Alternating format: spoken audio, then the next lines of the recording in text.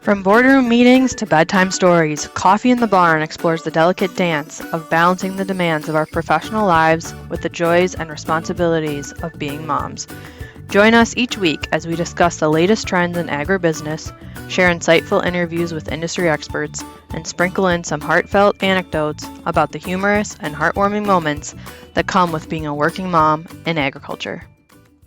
Hi guys, welcome to this week's episode of Coffee in the Barn with Morgan and Casey.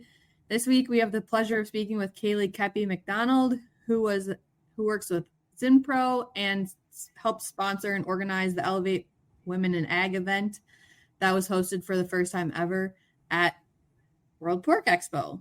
In last week's episode, Morgan and I gave our highlights from attending the event, and we have exciting news. After Kaylee's fun interview here shortly, we are going to have next week's episode featuring Casey Boyles from the event as a keynote speaker. So welcome, Kaylee. Thanks for having me back on the podcast, ladies. It's good to see your faces. Definitely. Obviously we introduced World Pork Expo, and I heard from some of the attendees that they signed up because they heard us on Coffee in the Barn. Yes. I'm grateful we could get the word out. It was a great turnout. Obviously, we hope, more and more people hear about it and we can do something again next year. But yeah, grateful you guys shared the story and got the message out there about our first Elevate Women in Ag event. Can you kind of give us the statistics, being the little scientific nerd here, and understand how many women and that kind of stuff and some feedback? Yeah, so we had just shy of 50 women sign up for the event, and some, last minute had some meetings come up. Of course, during the World Pork Expo, we all know that those things happen and those things come up. But man, it was such a good turnout as far as the right people were there, the right conversations were had. I just felt like it was overall a good turnout for our first event. I was going to say the post-media content from the event, wow. Yes. So can you kind of walk us through, if people didn't get to attend, where is some of these articles being published? I know Jennifer Scheich wrote one article. Yeah, Jennifer Scheich has now come out with a couple different articles, one just highlighting the event, and then the other one she dove into just some content from some of the guest speakers and panel guests that we had there, as far as some valuable takeaways and tips and some things to take home and maybe implement in your work-life balance. So yeah, she's got some marketing around it. I know people from ZinPro have shared, but again, people that just attended the event felt the need to, it was heavily shared on social media, and I really appreciate that. But I think people genuinely wanted to share their experience of the event, and that is certainly something I'm thankful for, and thankful for the women that are sharing and spreading the word about Elevate Women in Ag. Based on the people that I saw at the event, as well as some of the articles that I've read afterwards, it kind of broke down that there was the women that attended the event were in a lot of different stages of their lives, whether that was right away, just had babies, or they're in the preteen era, or their kids are older, or their kids are out of the house. Were you able to get kind of a grasp on the survey afterwards on what percentage of women were represented by those different areas? Yeah, so that's a great observation and a great question. And I do think that was some feedback that we did get back. A lot of the panelists are moms. So naturally we talk about mom life, and we had folks from all different seasons of life. So I think finding that balance, everyone's in a different season, was definitely talked about, but maybe we could spend a little more time in one area versus another. But I think all in all, broke down into a variety of seasons. But it was great for the younger folks to have folks in a different season, maybe the mom or post-mom life. Their kids are graduated and those kind of things. So I think there was a lot of conversation, no matter what season of life people were in. They had access to talk about or share experiences or what have you.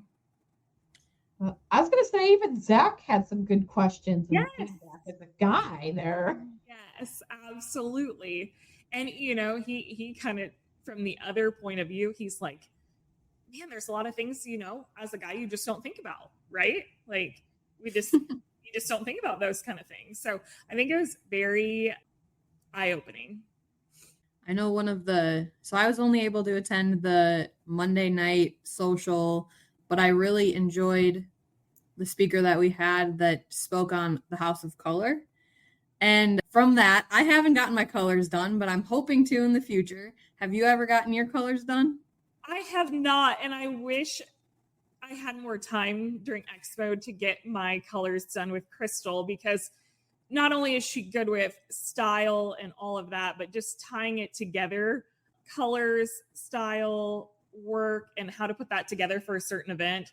I am wanting to get my colors done for sure. But I really felt Crystal did a really good job of tying in topics that maybe we just don't take time to think about or talk about or do because we're so busy in our day-to-day activity, that it was kind of nice just to sit back and see how different things are put together and what works on different body styles and types and colors, and or even just the simple tips and tricks of like wearing lipstick.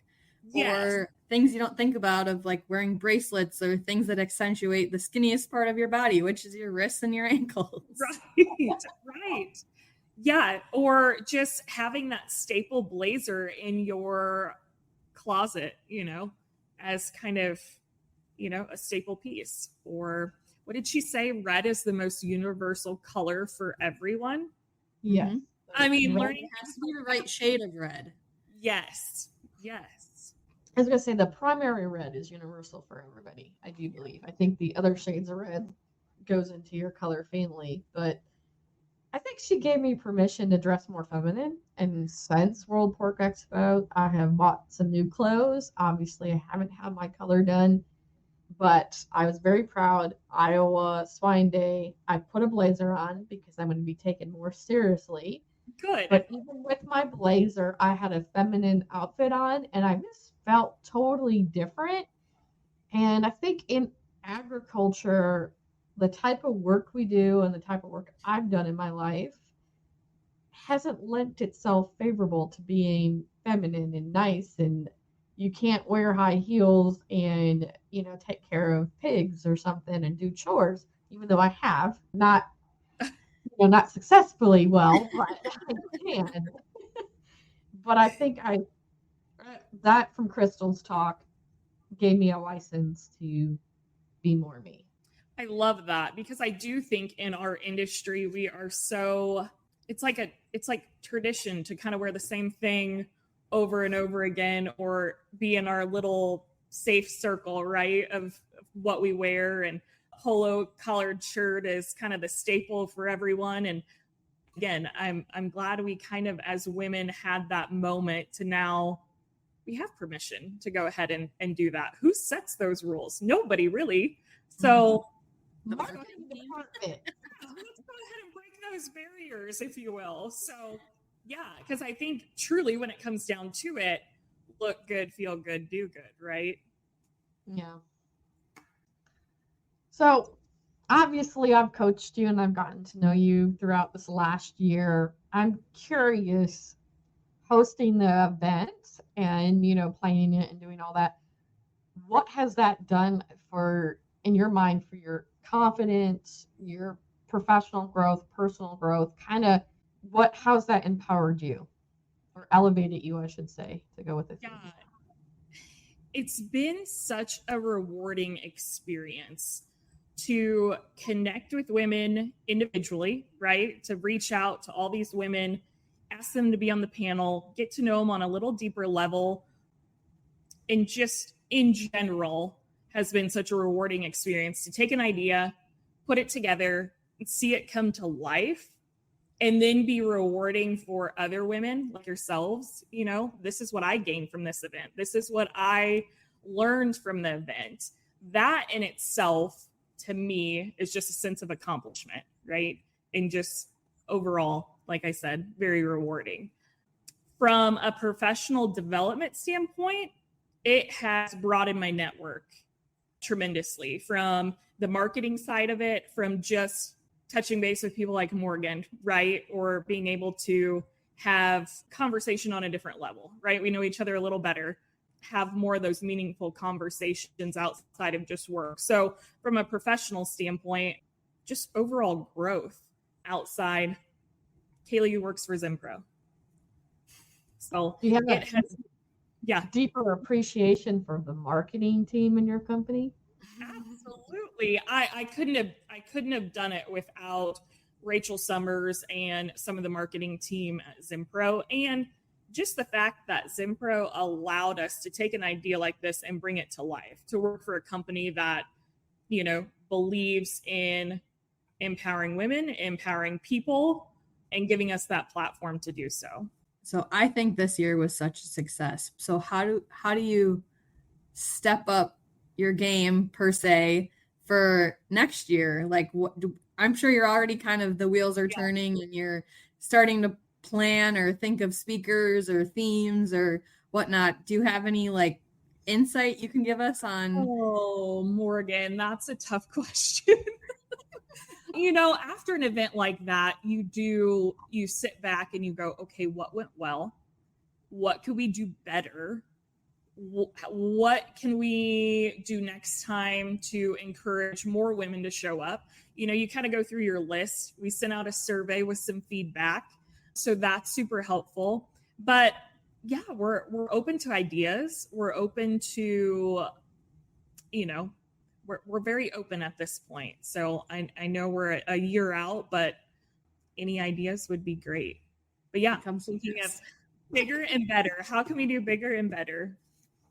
I was going to say to throw this out to you, and I think there's other companies who want to do this. So I'm not sure it has to just be the ZinPro event in the future.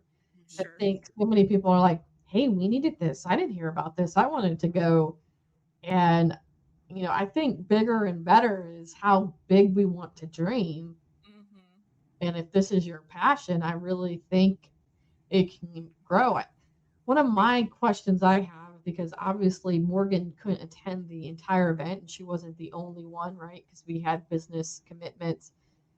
But what is the thoughts on doing it outside of events so the women can actually come to maybe like a central location like Des Moines and invest in themselves without having to worry about, does it conflict with my other business priorities of the week? Yeah, and I would say that has been a topic of conversation and a very good point. We originally sent out just a survey just to kind of get an idea if this was a good, to see if people would be interested first and foremost. So tying it to an event like Expo, where we know women were going to be in attendance, was kind of our first thought. Let's try it this year. And that's one of those ideas where the wheels are turning, the wheels are spinning. But then we also have folks on the other side of the fence who say, I'm a mom. I'm already committed to a week at World Pork Expo and I'm already gone. So let's make it happen during World Pork Expo when I'm already gone for that week. So I think you get a little torn. Now, could there be some follow-up activity after an event like that? Maybe, say, centrally located? Potentially. Tossing around some ideas on what follow-up looks like from an event like this. What are your thoughts, Morgan? Because I'm torn both ways too. As a mom, I don't, travel is precious and away from home is hard. I mean, what is your thoughts on future follow-up activities? What sparked things in you from the event? Yeah, I really wish I was able to have joined on that Tuesday for the full day. I mean, whether there was a way to, I don't know, have virtual content available for the people that necessarily can't attend in person so that they can still at least like grasp the information that is being provided and at least be able to learn more about the speakers and the different topics that were available. I think that would have been, that's one area possibly. I do think it would be very difficult. And I would say I'm torn both ways as well as, if you had, say, like, if it was still World Pork Week, but you had everyone come in like Sunday night and then had the event on Monday, you know, it's still back and forth. Even though I wasn't able to be there, or maybe that's even starting it earlier on Monday. Right. Like Monday's already travel day for most people. So instead of leaving at 4 p.m., maybe people leave at noon, or, you know, just shift their schedule by 4 or 5 hours. And then maybe that's a way to kind of accommodate happy medium type thing. But yeah, I really think trying to do it outside of World Pork Week might get to be a little difficult. Yep. That was a lot of the feedback we got, you know, what makes sense, what's practical, and, you know, in our busy lives, and we're already traveling. Yeah. So that's probably where, you know, you get a little torn, because you do have people like Casey mentioned, you know, like to hone in and just focus on this. But again, the work-life balance, right? So we try to figure it out for majority. I'm asking because based on your interactive workshop with Working Genius, obviously I did not sit with people who I work with. I sat with a friend and the people I knew, right? But I don't know them that well. Yep. And that interactive learning component has really driven a change in my plans of my training programs I'm putting together. I'm going to offer the option of a hybrid recorded material and a virtual workshop, but I'm also putting in there a day-long workshop for the interactive components, or a 2-day where you don't watch videos on the content. We do both in 2 days. I'm curious the response I'm going to get, because I can tell you from an educator and a facilitator that interactive lesson was probably the best opportunity for us to work with others and work with people who we normally don't. So ideas or how we approached the challenge, because we had plan a marketing event in the workshop, and where keys were missing on your team. And I thought not only going through that with a team that I don't work with on a daily basis was awesome, but then hearing it was the same activity for everybody else, but different approaches and different things, and how they took the learning. And I would think that interactive training in small groups and breakouts is so essential to education and learning. And obviously we're there for professional development, but I feel like that's almost necessary in the majority of conferences and meetings we have now, to okay, we just got all this great information that Casey gave us, but what does it mean? And I think maybe for the future of everything, even in our industry, to think more about interactive workshops and purposely putting people with people they don't work with every day, to just hear new ideas. And that was another from the day 2 takeaway for me, was very essential of my business models changing, and I would prefer to do in-person workshops on the education front, because new ideas come out and you learn from different people in a different way. Yeah, absolutely. Absolutely. What was your overall thoughts on the Working Genius portion of the event? I have made every one of my employees take it. So I've paid for them to take it. Obviously, I did not retake it because I took it with you. I have my results. From a leadership perspective, it made me realize what we're missing on the team. And I like the idea as well. Maybe that's what we outsource. And it actually brought me clarity, because we were changing our business model, because I like the challenge of going to get new business. I like bringing a new product to market. But once it's in the market and established, I don't get as lit on fire. And going through the Working Genius, it told me why. And it told me that I was probably on the right path of how I'm changing my business model, right? To help more upfront bring the solutions and seeing if they work or not. And understanding that's my zone of genius. And then, on my team, I have people who have my weaknesses a little bit more, which is good, right? Yeah. But I think I've taken a lot of personality tests and stuff. And looking at somebody who does continuing education, professional development, mentoring as a part of my life and who I am, out of all of them, I think that was the most important one, and it should be done like when you're high school age. Yeah. Yep. Be like, what are you going to enjoy doing, and how can you say, I love animals, and when I was in high school, I thought just being a veterinarian was the only way I could go to college and work with animals. Well, if I would have had that working genius done, I could have had somebody, a career counselor, say, well, no, definitely being an animal scientist, researcher is probably where you want to be at. Right. Yeah.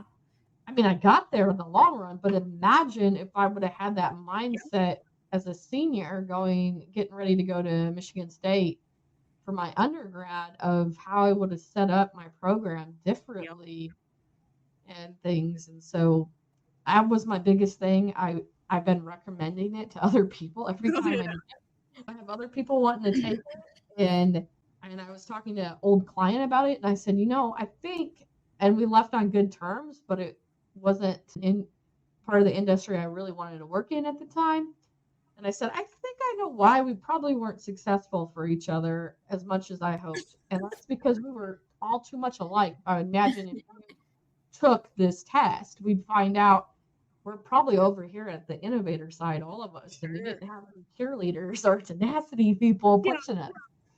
Well, it was so funny how that came to life. So putting the panel together, and one of the panelists is Kaylee Denise she's originally from Colorado, lives in Oklahoma, works for Oklahoma Pork. And I've known her since college. We went to Blackhawk Junior College together and have always looked up to her and admired her. And she was sharing a little insight on what they do with their team and how they all bring their working genius out every time they have a new project. So who's really good at this? Who's good at that? Let's assign this. You're going to be assigned with her. So she was sharing information about that. Then I knew it was really meant to be a part of the program when I mentioned it to our keynote speaker, Casey, who you guys will have next week on the podcast.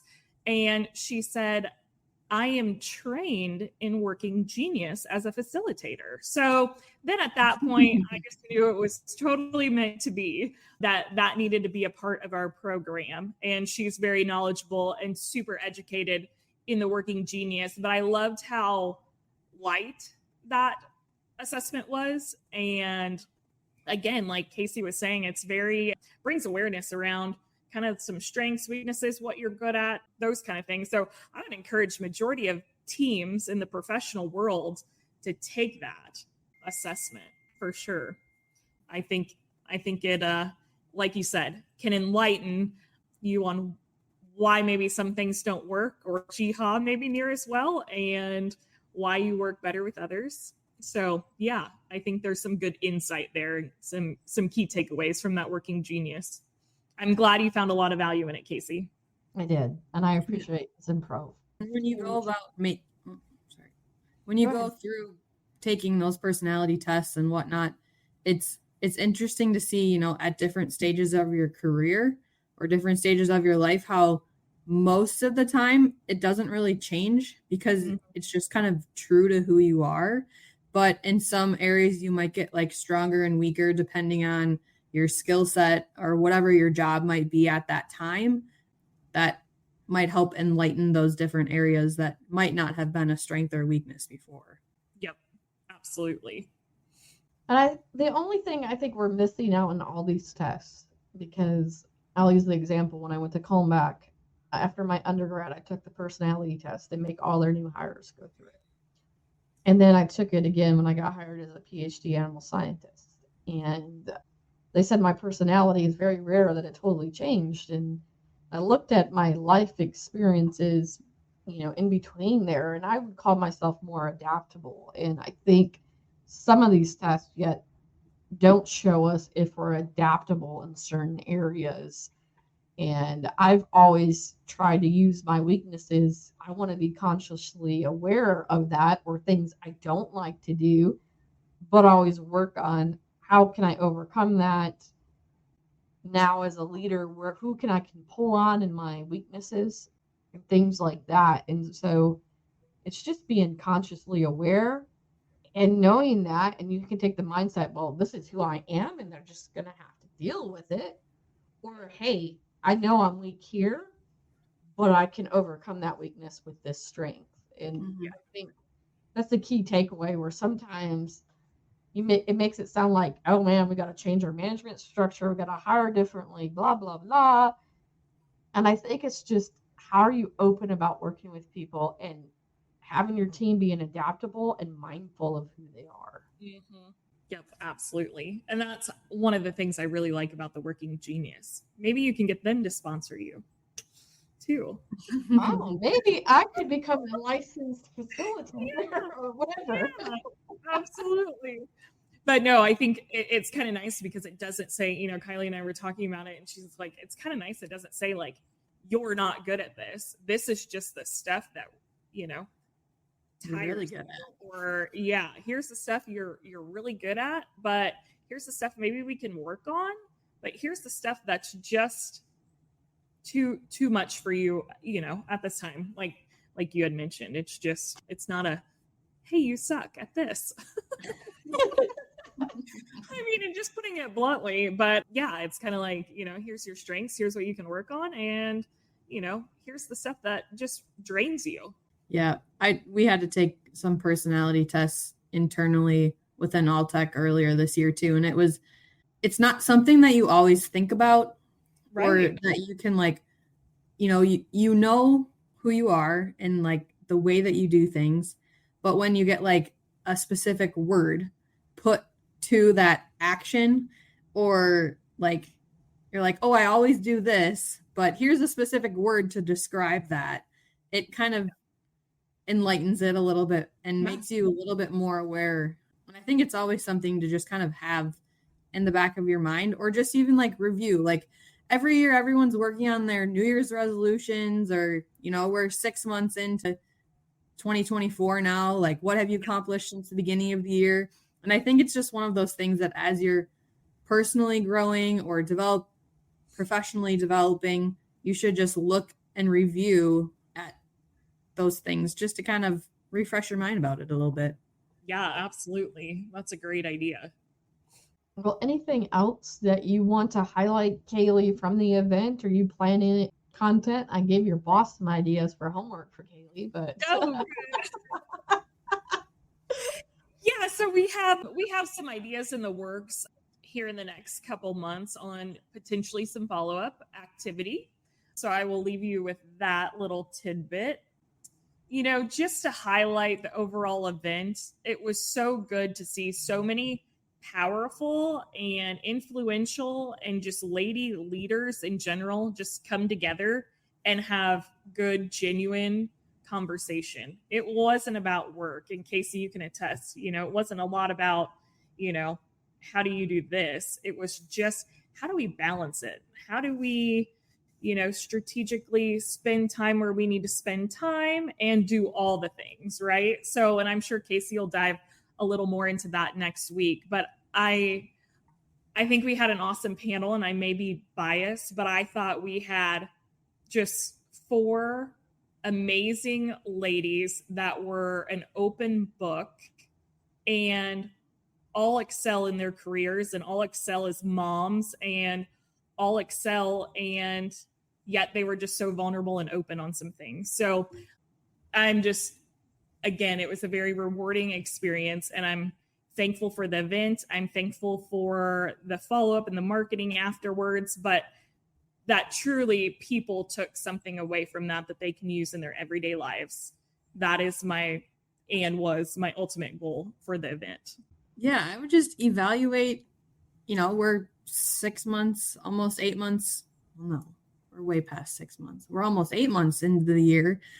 When at the time of recording this, I guess maybe just evaluate where you originally thought you were going to be at the beginning of the year and see how currently where you're at professionally, personally right now, and how that corresponds to 6 months ago or even a year ago, and see what things you might need to put in place to either get back on track to where you want to be or choose a different direction and reevaluate in the next couple months.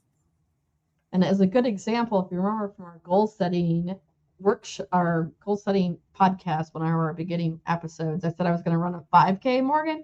I got clearance from the doctor, my foot doctor, that I can. So I'm still going to achieve that. I may be behind on my goal, but I'm going to do it. I'm going to find it, even if it's on like New Year's Eve. I'm going to get it done this year. You can do it. So great. Thank you, Kaylee, for being back on the Coffee in the Barn. Yes, anytime. Thank you, ladies. I appreciate it.